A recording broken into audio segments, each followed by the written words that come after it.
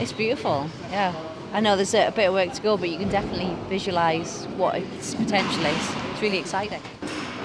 I think it's really special.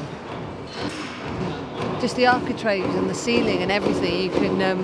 It's wonderful that that's retained. I was really worried that we were going to lose that, but it's amazing that we've still got the history in the walls.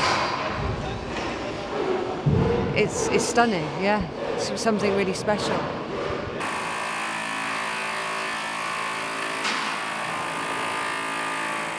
There's going to be a lighting grid, so there are going to be theatrical lights hanging from the ceiling.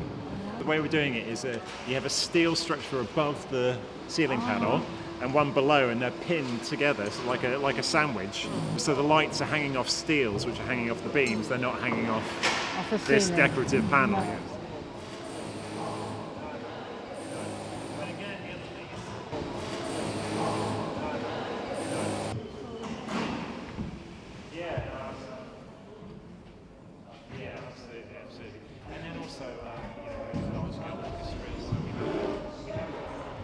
So we've announced the programme and we're doing our first shows in December, but we're still fundraising right up until the opening day.